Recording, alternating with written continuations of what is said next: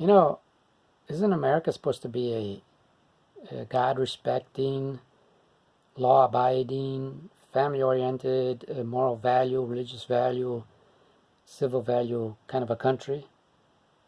So where on earth does this abortion come from? The most anti-God, anti-family thing that's ever been invented by the devil. How can it coexist in a country that professes religious and civil and family values? How did it all come about? Well, it was like this. In the late 1950s and early 1960s, a kind of playboy philosophy took over the hearts and minds of the youth. All right? So it was like they were just a bunch of spoiled brats. That's what they were, you know.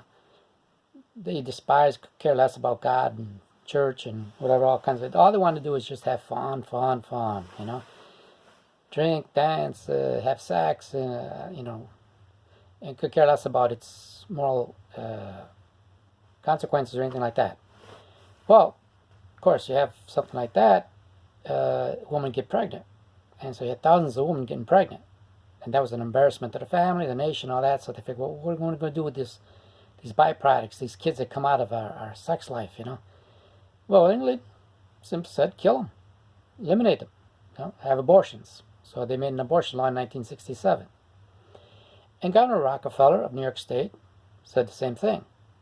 Kill them, eliminate them. Well, wait a minute. First of all, you, Governor Rockefeller, can't make laws.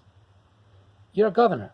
A governor's supposed to execute laws that the legislative body makes that represents the people. You don't make laws.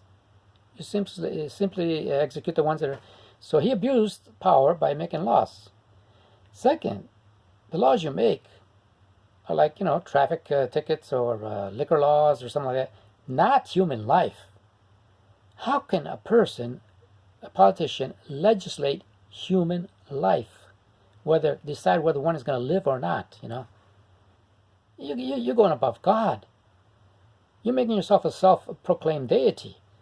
You go above constitutional rights that guarantee our existence and our laws and our lives and everything else, you know? So,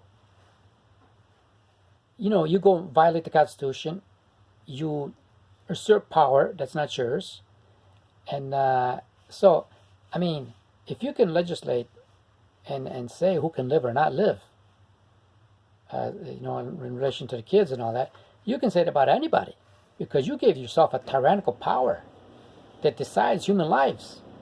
If one day you want to say, well, I don't like bald-headed people, I think they should die, get eliminated. Well, who are you going to protest to?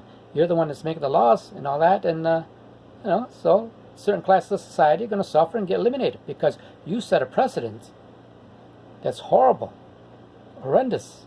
You know, it's one of those Hitler communist kind of a thing. You know, deciding on human life. You make yourself a god.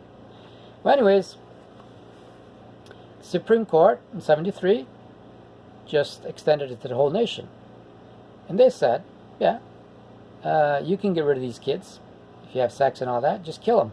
You know, so there they did the same thing that Rockefeller did. They made laws. They legislated abortion. The Supreme Court legislated abortion that they can't do because laws are made by Congress, not the Supreme Court.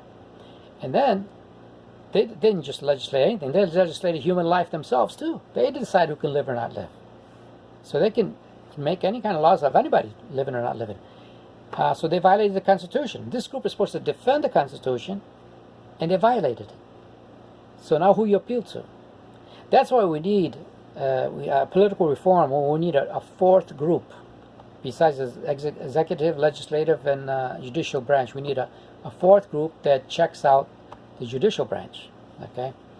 So now the Supreme Court is there just to decide, you know, little arguments and fights about property, things like that. They can't get into moral issues. They can't make moral issue laws, you know, about human life, things like that. That's not what they're there for. And then, once they make a judicial decision, it's just for that group there. That judicial decision cannot become a law of the country. All right? Because then you become a legislative body. Make one decision and it's all a law for everybody. No, you can't do that. That's just for that one group and that's it. And it's got to be something of some simple thing, not human life, not very important things, basic things that have to do with the Constitution. So Rockefeller, these guys, they're criminals. They legislated criminal laws, death for others, okay? And they got it. I don't know why the police didn't go at that moment and put these guys in jail. Jail these judges, jail this governor, and everybody that voted like that kind of stuff. But because they took over our country and violated our Constitution, our human lives, and everything else, you see, they have no right to do that. All right? Now, people want to say, "Oh, we got to get rid of our Roe versus Wade. We have to overturn the decision." No, no, no, no, no. You don't overturn the decision of a Roe versus Wade. You annul it because it was never supposed to be made in the first place. It was a wrong kind of a thing, wrong kind of a decision, an invalid kind of a decision, and you simply invalidate it, annul it, and that's it. You have to go and get people to put them into new judges and this and fight it from there, because then you're recognizing the wrong that they did. You see, you're recognizing, you're saying that you agree with them. No, you annul them right from the base. You say, no way, annulled. That's it. You do things that a judge is supposed to do and not things that a judge has no right to do. Right? That's where you go from.